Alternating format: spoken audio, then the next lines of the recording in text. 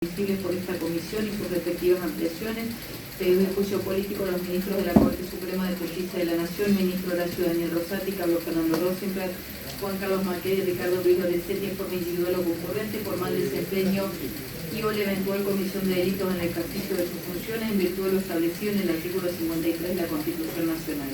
Declarar es una carga pública y debe decir verdad de cuanto supiera y le fuere preguntado, y si así no lo hiciera puede incurrir en el delito de falso testimonio. Juro, promete decir la verdad de todo lo que le será preguntado. Es mi obligación que por secretaría se le lea a usted el artículo 275 del Código Penal. Será reprimido con prisión de 1 mes a 4 años el testigo, perito o intérprete que afirmare una falsedad o negare o callare la verdad en todo o en parte, en su deposición, informe, traducción o interpretación hecha ante la autoridad competente.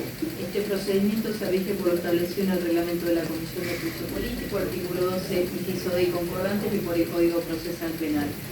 El artículo 12 del reglamento interno de la Comisión de Juicio Político, en el inciso D, establece que la comisión interrogará a toda persona que conozca los hechos investigados cuando su declaración pueda ser útil para descubrir la verdad. Por las generales de la ley, le consulto si le comprenden las generales de la ley, si usted conoce a los magistrados denunciados Horacio Rosati, Juan Carlos Maqueda, Carlos Rosenblatt y Ricardo Lorenzetti, y si con respecto a los mismos posee vínculos de parentesco, interés o cualquier otra circunstancia que afecte su veracidad. No me comprende ninguna general de la ley. Bien, señor testigo, antes de comenzar con las preguntas de interrogatorio, vamos a preguntarle algunas que tienen con sus condiciones personales. ¿Podría decirnos su nombre completo? Jorge Gabriel Rizzo. Su documento nacional de identidad. 16333538. Su nacionalidad. Argentino. Su estado civil. Soltero. Su fecha de nacimiento. 24 de julio de 1963. Su profesión. Yo soy periodista desde 1980 y abogado desde 1987. Bien. Su domicilio contará por secretaría. Le vamos a dar el tiempo para expresarse con tranquilidad. La versión taquigráfica con su declaración estará disponible a partir del día de mañana. En este estado de cosas estamos en condiciones de comenzar con las preguntas. Diputado diputada Siri, perdón, tiene uso de la palabra. Gracias, Presidenta. Bueno, buenas tardes. Doctor Rizzo, ¿cómo le va? ¿Cómo le va, diputada? Bien, gracias por estar acá. En primer lugar, preguntarle, bueno, cuál es su cargo actual, su función actual y institucionalmente, ¿no? Ya sabemos que es periodista. Seguimos trabajando de eso. Seguimos trabajando de abogado en el Fuero Federal y Nacional, por supuesto, y estamos haciendo lío, como dice Francisco, como consejero de la magistratura de la Ciudad de Buenos Aires. Bien. ¿Y cuántas veces usted presidió el Colegio Público de Abogados de la Capital Federal y, bueno, cuántas veces ejerció ese mandato? Personalmente fui electo 4 veces. Mi lista lo hizo en 8 ocasiones consecutivas, desde 2006 hasta 2022, año pasado. Bien, doctor, le voy a hacer una serie de preguntas, algunas temporales, casi todas van a venir en orden cronológico, sobre la causal que estamos analizando hoy acá, que es Consejo de la Magistratura, fallo Colegio de Abogados. En primer lugar, un precedente, el que hemos abordado acá con el anterior testigo y en las primeras intervenciones sobre Bonner Sanz, el precedente Bonner Sanz. En segundo lugar, y si quiere usted mencionar algún otro, también puedo hacerlo. Y en segundo lugar, bueno, eso en primer lugar. Bueno, voy a tratar de ser preciso porque Bonner Sanz, nosotros éramos coactores. Cuando nosotros asumimos en el Colegio Público de Abogados, estoy hablando del primer día de junio de 2008, esto de vivir en dos siglos, de 2006, nos llevó a un debate. Había dos posibilidades, o en aquel momento había una demanda que estaba preparando Sarsay, y si no estaba la de Bonner, que ya estaba presentada, en aquel momento nosotros teníamos mucha relación con Bonner, nos había acompañado en la lista, entonces dijimos, bueno, vamos a adherir a la acción de Bonner Sanz. Y nos presentamos avalando y adhiriendo en todos sus términos. Bueno, ese juicio terminó recién allá por 2014 con la sentencia de la Corte que le rechaza la legitimación a Monsanz, pero nos la da a nosotros, no hay cuestionamiento con el Colegio Público de Abogados en base al fallo Alavi, que justamente somos nosotros también, que fuimos quienes tuvimos la primera representación colectiva, sí, que somos quienes tuvimos la primera representación colectiva en aquel gran fallo que sacó mi socio Ernesto Alavi, allá por el año 2011, me parece, o 2010. No voy a entrar en el fallo Alavi, es algo que me pregunten, si no se los explico también. En el medio, nosotros como lista gente de derecho, sacamos el fallo que tiene mi apellido, por el cual se declararon inconstitucionales algunos artículos de la ley que se llamó de democratización de la justicia. En esa inteligencia, yo personalmente pensé que iba a salir el fallo de la Corte también declarándola inconstitucional, pero vaya mi sorpresa, por un tecnicismo se decidió que no rechazaban la demanda. En aquel momento el fallo de Cámara, que termina siendo ratificado por la Corte, más allá de decretar la legitimidad del colegio, sí decía, no del colegio en ese caso sí, era porque Moller en la demanda planteó que debía haber representación igualitaria. Y la respuesta de la Corte, primero de la Sala, fue que tenía que ser equilibrada. Un tecnicismo que la Corte podría haber hecho de exégesis y haberla rechazado, pero evidentemente no tenían intención en ese momento de cambiar el texto o la ruta de la ley, ¿no es cierto? En su interpretación, ¿podría haber la Corte soslayado ese tecnicismo? Sí, claro. La Corte tiene la posibilidad. Dice, señala mal el actor, en realidad tal cosa. La Corte puede todo, en los términos que ha dado. Esto lo sabemos todos. Y más cuando hay una demanda que llevaba, estamos hablando de 2014. ¿Qué es eso? 2014 fue más allá. De marzo de 2014. Sí. No, el fallo Rizzo no, el de Mono es 2014. 14, bueno, son 8 años. El del colegio de la calle Montevideo terminó en el año 2021, en diciembre, estaba iniciado en el año 2006. Realmente eso no es justicia lenta, eso es directamente casi negociación de justicia que tarda tanto tiempo. Para mí, en cualquier juicio, olvídense del actor, del demandado, lo que importa es la duración del proceso. Hay que hablar para los trabajadores o los que van a pedir alimento y no saber buscar la sentencia. Pero bueno. Me quedo con esto que dice de los plazos, ¿no? Los plazos, los 15 años y los 4 años que estuvo el expediente en la Corte. 15 en todo el sistema judicial, 4 en la Corte del Colegio de Abogados, la causa Colegio de Abogados. ¿Qué implicancia, según tiene usted,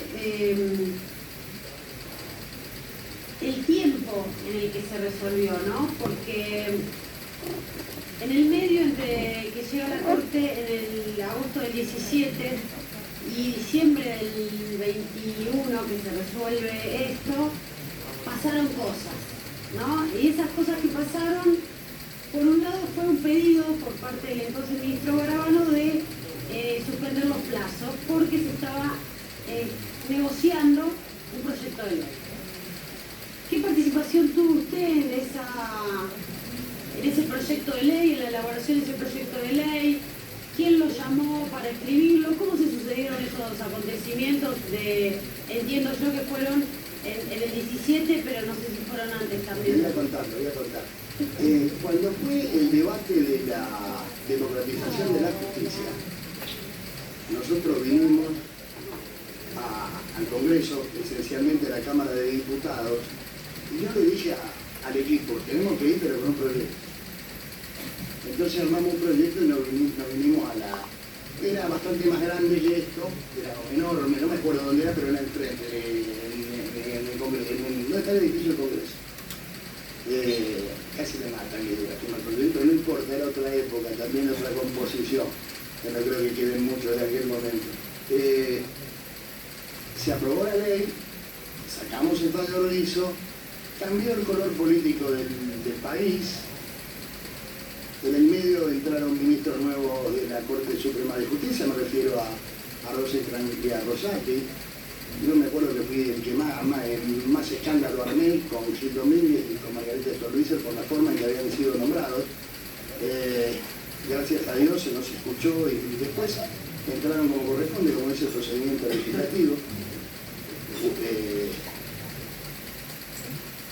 A mitad del gobierno de Macri me llaman de la Corte y me dicen que están preocupados porque iban a tener que resolver el fallo del Colegio de la Calle Montevideo.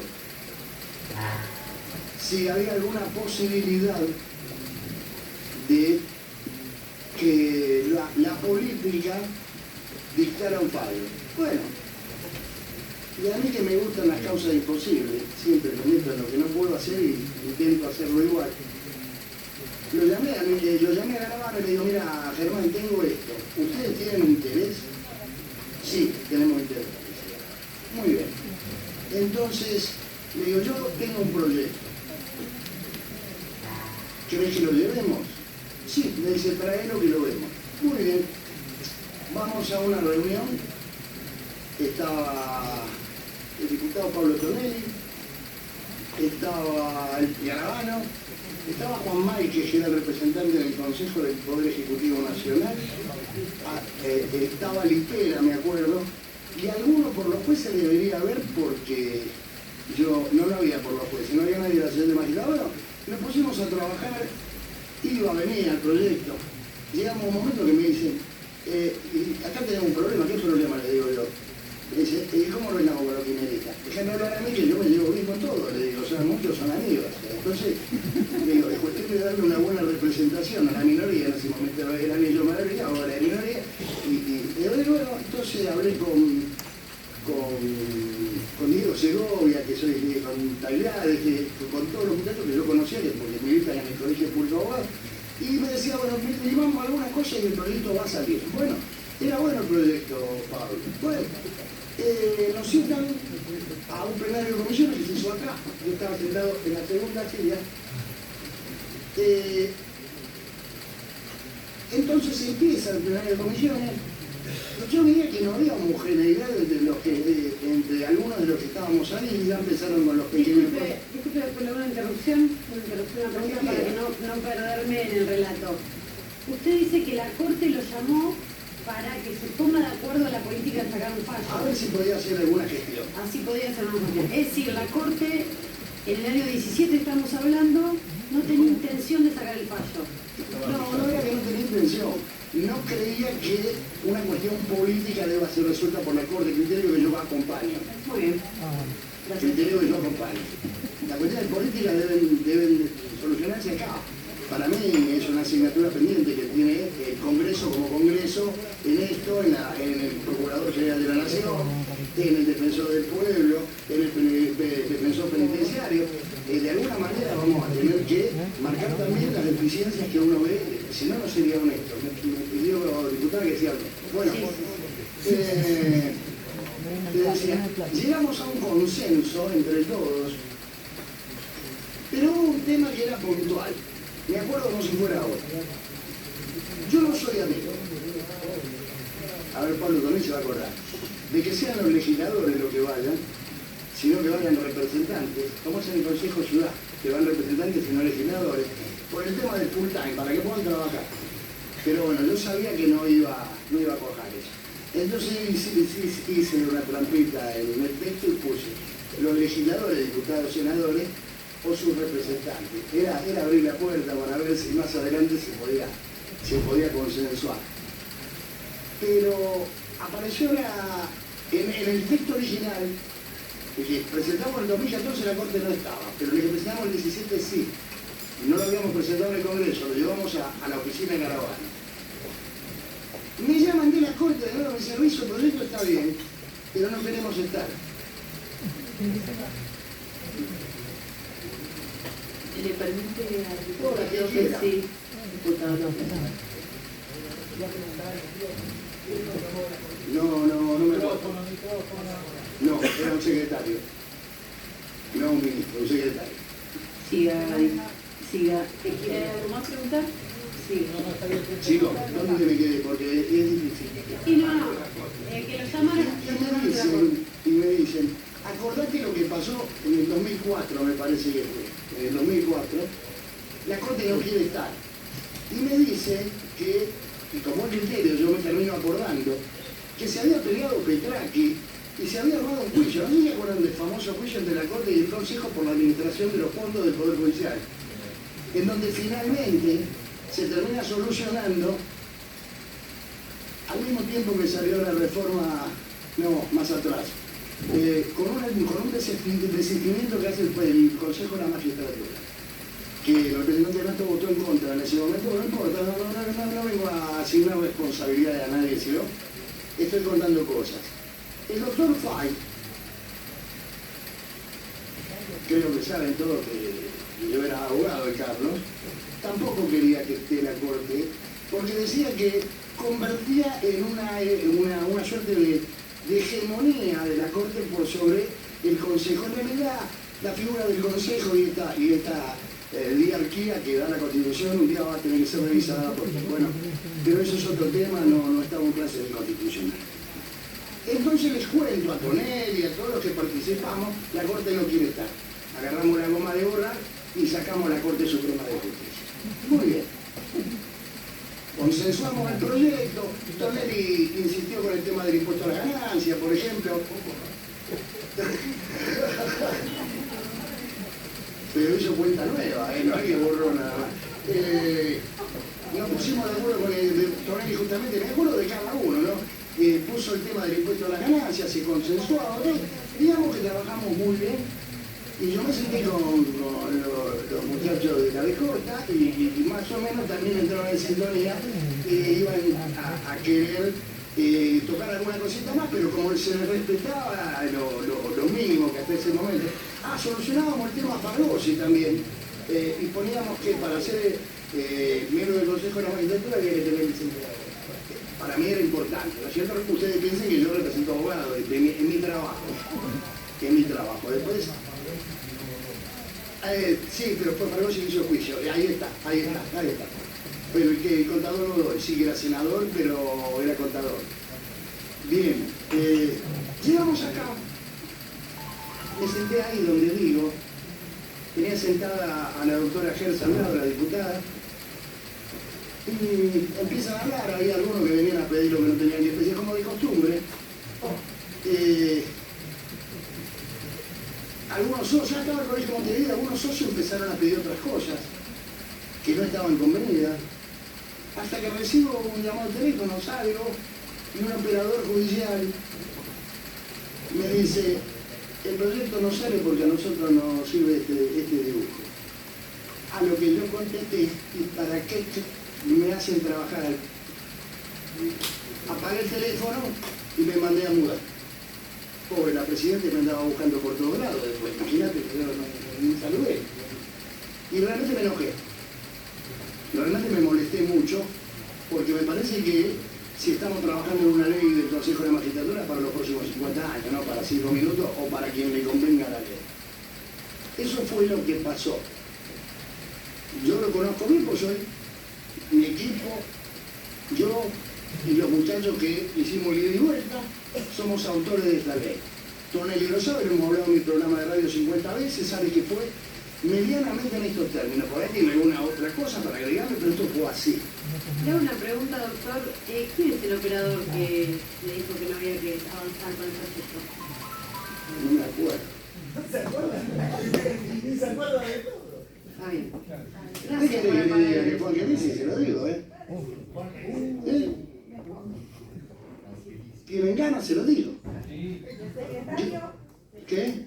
Perdón, Yo, Varela. Presidenta, si quieren hacer preguntas, tome la palabra, Sí, diputada sí. Oliveto.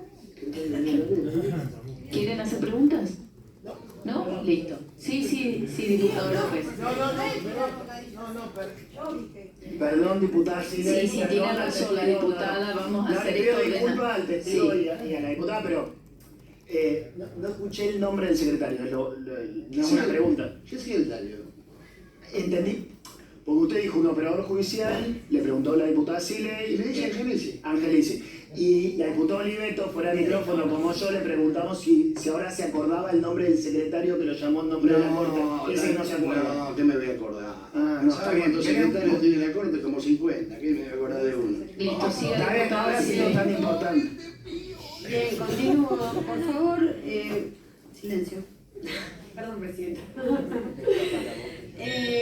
Bueno, continuando entonces con esta experiencia, es muy importante, rescato de lo que acaba de responder, que la Corte en el año 2017 no quería sacar un fallo sobre una cuestión política no justiciable y no quería además presidir el Consejo de la Magistratura.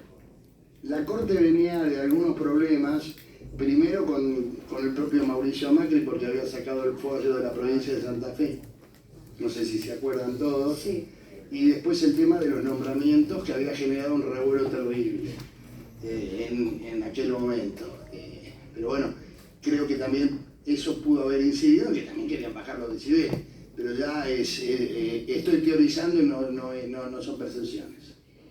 Y en su criterio, ¿por qué cambió de opinión la Corte para finalmente terminar sacando el fallo Colegio de Abogados? Y será por lo mismo que cambió en el fallo Muña. O lo mismo cuando cambió el criterio después del amparo de Elena Hayton, porque no hay seguridad jurídica, la Corte cambia de idea cada 2 años. ¿Y en este caso concreto? Y debe ser lo mismo. Tiene que ver con la composición. Nosotros cuando estudiamos en la facultad decimos que los órganos son las personas jurídicas, en definitiva, la persona jurídica tiene la idiosincrasia de las personas que la dirigen.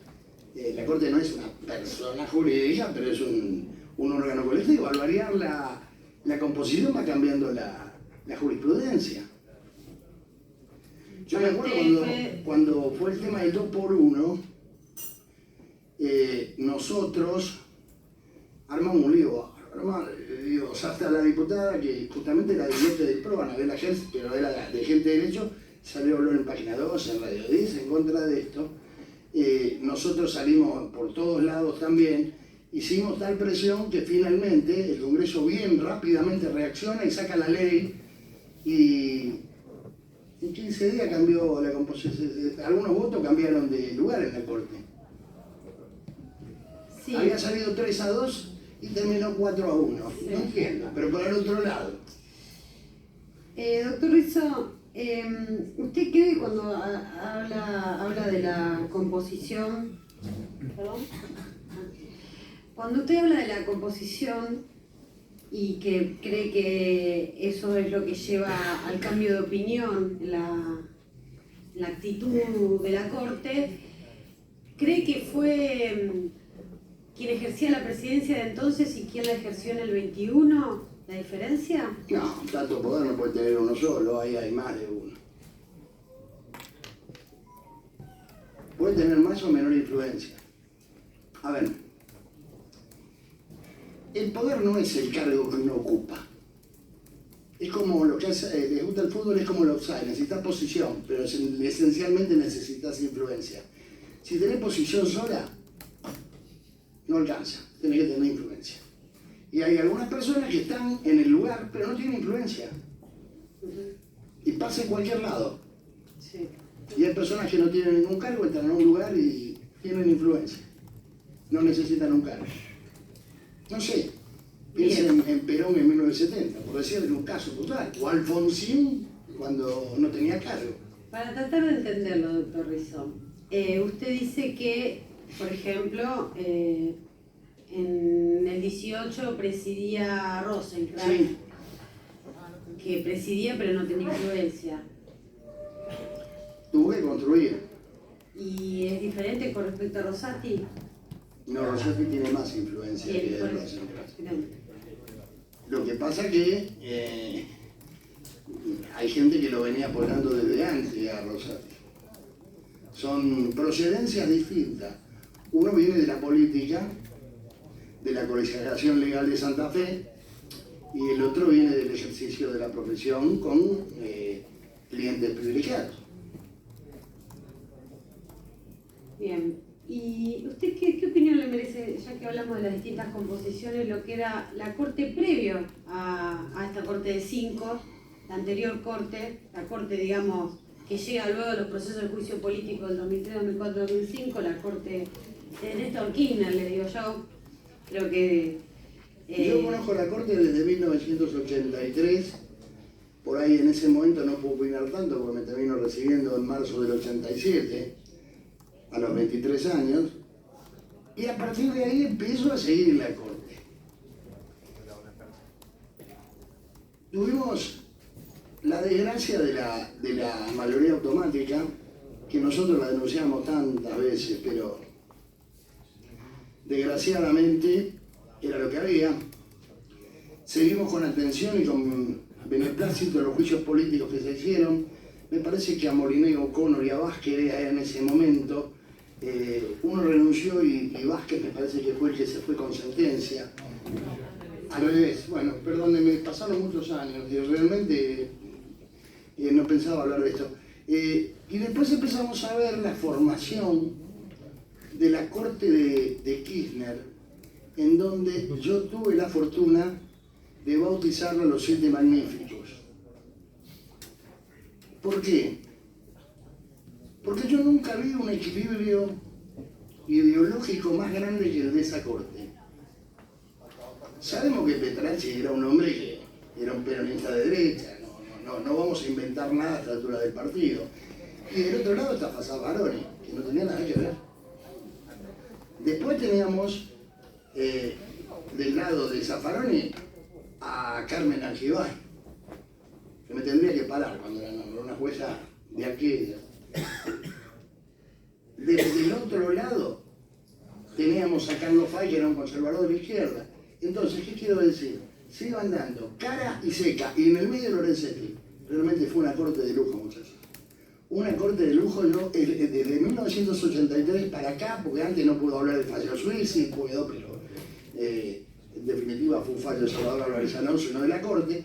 Es lo más maravilloso que a mí me pasó, y yo he ganado y he perdido con esa corte. Yo he ganado y he perdido con esa corte, los he conocido a todos, han sido todos unos ministros extraordinarios, con sus más, con sus menos, con sus cosas. A ver, Zaffaroni votó en contra en el fallo Rizzo, y yo no perdí mi magnífica relación con Zaffaroni, y ni que hablar con Fay, ni que hablar con Lorenzetti, con Carmen nos reíamos muchísimo. Gente, aparte gente común, gente del pueblo, con lo que uno se podía sentar. Hoy yo no tengo relación ni con Rosenthal ni con Rosati. Yo le tenía mucho cariño, le tengo mucho cariño, pero le tenía mucha admiración a los votos de Maqueda, no sé qué pasó, porque no son malos, no me votaba más como antes. Y con Lorenzetti hasta tengo una relación cuasi profesional, no puedo ni opinar. Ahí sí, poneme que me compete un poco la generalidad. Más allá de no poder opinar, en términos generales o genéricos, como describió la anterior corte, ¿qué le parece la actual? Primero que, a ver, lo que me molesta es la creencia de que la Corte saca los fallos a la carta. Y es una sensación que tiene el pueblo, para un lado o para el otro. No estoy haciendo antes o ahora, a ver, no es una acusación puntual. Creo que de alguna manera u otra hay que equilibrar la Corte. Yo nunca fui partidario de la ampliación de la Corte, jamás. Siempre estuve en contra.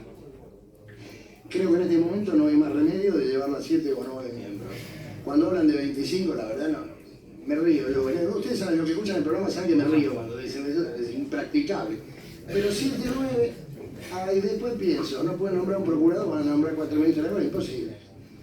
Pero con 4 miembros no se puede seguir, no se puede continuar, no es justo el fallo. No es justo el fallo. Como no fue justa la elección del presidente, porque no tienen más. En un momento la Corte quedó con 3 miembros, no sé si ustedes recuerdan, quedó Lorenzetti, Fay y Elena, los 3 quedaron. Pero bueno, eso no sé si uno estaba en contra, si uno no armaba unanimidad y criterio, no había fallo. Y a mí me gusta la discrepancia. ¿Le parece a usted habitual, o según su experiencia, lo del autovoto para designar las autoridades? Te voy a ser honesto, Vanessa, no es ilegal. Tampoco es de estilo en la Corte Suprema. Nunca se había votado a un presidente, pero yo no le veo la beta de ilegalidad, y lo que no está permitido, lo que no está prohibido está permitido. No me gusta igual, no me gusta para nada. En oportunidad de... Lo peor fue ese día que se votó estando un ministro ausente. Eso es más grave, ¿no? ¿Usted se refiere al ministro? Lorenzo no estaba presente ese día del acuerdo cuando se votó al presidente Rosario. Y tampoco estaba Hayton. No, Hayton no estaba más. Estaba aún. Todavía estaba ahora, Sí, para la última vez. Sí. En el de Rosario me aseguro que estaba. También. En este también, bueno. Sí. Bárbaro, entonces mejor todavía, más a favor de lo que estoy diciendo. Más antiético, ¿no? Porque ilegal no es, entonces sería un contrasentido que yo que defiendo la legalidad diga que algo es ilegal cuando no lo es. No me gusta, En oportunidad del autovoto en su momento de Moliné y Nazareno, lo que dijo esta comisión de juicio político en aquellos años fue que el voto no era meramente constitutivo de una mayoría, sino decisivo, como causal. Que en estos casos resultó lo mismo, puesto que era dos. Con tres no total de podían, tres. si no tenían tres no podían, exacto. Era decisivo. Era decisivo. Aparte no había necesidad porque la semana siguiente había otra vez acuerdo. Podría haber 5, votando 5 personas en vez de 3. Bueno, pero esos son a ver, los que conocen la corte saben cómo es. En la corte se baila el minué. ¿Cómo es? A ver. Sí, se van juntando las parejitas, y en algún momento hay cuadros de 3, después hay cuadros de 4, a veces bailan de a 5. La corte, a ver, Hoy cuando se está bailando. De Brito Lima. La corte es la máscara del poder, lo decía nuestro Brito Lima cuando, en los 50, 60. Y es un órgano esencialmente político. Como funciona el Congreso, funciona la corte, con menos gente. Con menos gente.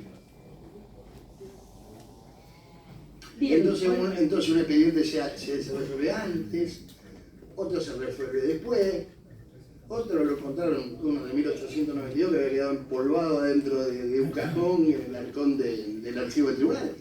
Es la corte. Es el poder judicial que tenemos.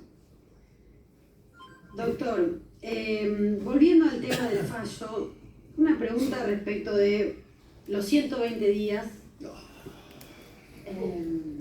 Bueno, en su caso concreto, ¿no? Porque nosotros acá lo analizamos en torno a para 120 días para votar una ley.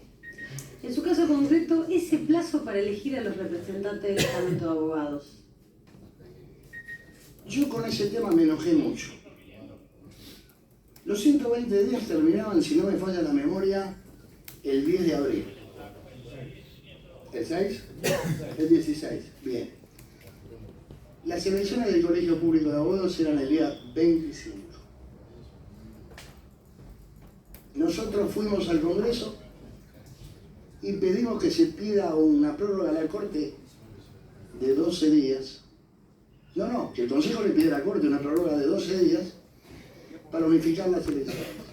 Motivo, economía y sobre todo que nosotros aclarábamos y marcábamos que las elecciones del colegio son multitudinarias y las elecciones del Consejo de la Magistratura lamentablemente no le interesan al grueso de la matrícula de abogados, con lo que no tenés un resultado que sea realmente tan legítimo como el de la elección de abogados. Marcamos que el plazo, o considerábamos que el plazo era extorsivo, justamente por esto, porque nos obligaba a tener que hacerlo. No decía quién pagaba la elección, o sea que la íbamos a tener que pagar nosotros. Cuando nos devolvían la plata, si es que la pagaba. Entonces nosotros pedimos toda esta serie de cosas. A su vez dijimos y anticipamos que el fallo traía una serie de problemas. El primero es que rompía el procedimiento legislativo por cuanto la declaración de inconstitucionalidad de la ley 26080 no podía darle virtualidad a una ley que había sido derogada 16 años antes. ¿Esto lo decía el colegio público? No, esto lo decía en su disidencia el doctor Lorenzetti, en donde da una serie de aclaraciones. Entonces le dijimos que nosotros no estábamos en condiciones de organizar la elección. Por una cuestión muy simple, yo no puedo organizar 2 elecciones con plata de terceros en 10 días de diferencia. Me parecía un despropósito. Así que bueno, tuvieron que ir a hacer la elección al San Martín. Esto yo lo planteé en el Consejo de la Magistratura, lo charlé mucho con su entonces presidente, el doctor Molea, pero cuando llegó el momento de votar, Molea no vino ni a la sesión. Me quedé solo como Adán antes de Eva en el paraíso. Yo lo único que pedía es que metan una aclaratoria. Nadie se animó a pedir una aclaratoria de la Corte. Yo lo siento, pero estoy diciendo las cosas como son. Aclaré que era un despropósito que se llame a una elección por 6 meses. Porque lo único que consiguió que a los 6 meses había que hacer otra elección. ¿Con la plata de quién? Con la nuestra. Yo no sé si el colegio recuperó la plata porque yo ya no estaba de presidente. Ni siquiera esta gente de derecho, no tengo a quién preguntárselo, no creo que haya recibido todavía la plata de las elecciones del Consejo de la Magistratura. Para a los 25 días tener otra elección del Consejo de la Magistratura de la Ciudad de Buenos Aires. Los abogados votaron. Primera elección del Consejo. Colegio Público de Abogados. Segunda elección del Consejo. Consejo de la Magistratura de la Ciudad de Buenos Aires. A la última elección fuimos los candidatos. Y los aparatos, ¿entiendes? Nada más. Esto para mí no es democrático. Hay que abrirlo, los padrones no cerrarlo. Me parece que la Corte y el Consejo decidieron cerrarlo. Pero bueno, por lo menos hoy lo puedo decir de nuevo cuando ya pensé que no lo iba a poder decir más. Doctor, una última pregunta. ¿Cómo ve hoy entonces, a la luz de este fallo, lo que está sucediendo en el Consejo de la Magistratura? Y hay muchas cosas para decir. Da la sensación de que algunos están esperando que cambie el gobierno para nombrar jueces. Yo hasta cierto punto, y después de tantos años de conocer a los políticos profesionales, lo podría entender para el fuero federal, lo podría entender para la Cámara de Casación, pero no lo puedo entender para los jueces de familia, no lo puedo entender para los jueces de trabajo, no lo puedo entender para los jueces de comercio, porque está todo parado. Una vez un candidato me citó, ya me van a preguntar quién, y no me digan, y me dijo si podíamos esperar 3 meses, porque teníamos un representante en el Consejo de la Magistratura, hasta que cambie el gobierno para designar jueces. Lo miré y le dije, te lo puedo esperar en lo federal, pero no me pidas que te lo hagan en la justicia de la gente, porque la gente no puede seguir esperando. Porque acá la gente común, la que no pasó por la universidad, no entiende que hay una justicia federal, que es la que todos le apuntamos, hay una justicia nacional, que es la que va a trabajar todos los días, y encima está la justicia de la Ciudad de Buenos Aires, que terminan todos insultados por los federales. Es un problema serio. A mí me dicen, ¿vos estás en el consejo? Sí, digo yo, estás con el delincuente no tiene nada que ver, es un problema. Y encima los abogados lo mandaron a votar 4 veces en 6 meses, no se puede, muchachos. No se puede, realmente lo que se hizo es un despropósito. Y bueno, acá estamos. Por ahora estoy presidenta yo. Gracias. Bien, doctor. gracias diputada Sile. Diputado López. Doctor, lo consulto, usted se refirió al fallo que lleva su nombre, el fallo Rizzo. El fallo Rizzo, que si mal no recuerdo, como usted dijo, se declaró la inconstitucionalidad por parte de la Corte de la reforma del Consejo de la Magistratura, de parte de la reforma. Porque nosotros no planteamos la inconstitucionalidad todavía, por ejemplo, el ingreso no lo planteamos. Sí, fueron varias leyes, pero la que tiene que ver con la reforma del Consejo de la Magistratura, la elección popular de los consejeros, es el que usted le dijo al que usted se refiere. Efectivamente. Bueno, ¿Recuerda si la declaración de inconstitucionalidad a la que usted se refirió implicó la aplicación de la ley anterior? No, se mantuvo la ley anterior, pero la ley anterior estaba vigente hasta hacía 10 días. En el fallo, si usted se refiere al fallo del Colegio de la Calle Montevideo, hacía... No, yo me refiero a su fallo, al fallo Rizzo en el que usted le digo. O sea, más allá de las 10 días... Lo invito a que lea el fallo de disidencia para que tenga más fundamento en la parte donde lo explica Lorenzetti en el fallo de disidencia, que explica que era contemporáneo lo de la ley de democratización, mientras que la 26080 había dejado de ser, casi habían pasado 2 décadas, o por lo menos una década y un lustro, y más también. No, yo eso lo puedo interpretar. Hace un rato el diputado Tonelli mencionó el texto de García Mansilla y no recuerdo el otro autor que es bastante... No sé, no estaba yo cuando lo dijo. Bueno, pero yo también le podría recomendar eso. No, porque lo que vale es el fallo, no lo que dice García Mansilla. Le digo como abogado. También lo leí. Pero discúlpeme, no pretendo debatir, solamente le quería preguntar eso, si recuerda si implicó la aplicación de la anterior. Pero ya que usted lo trae al doctor Lorenzetti, no me quedó claro, es mi culpa, no estaba prestando suficiente atención. Cuando se declaró por las generales de la ley, ¿usted se refirió al doctor Lorenzetti? ¿Qué vínculo tiene con el doctor Lorenzetti? Porque se refirió a un vínculo casi laboral, me gustaría... Sí, ¿no se acuerda cuando tuvimos el conflicto, cuando yo lo salí a representar por el tema de Carrión? Es su cliente. En este momento no. En este momento no, pero fue su cliente.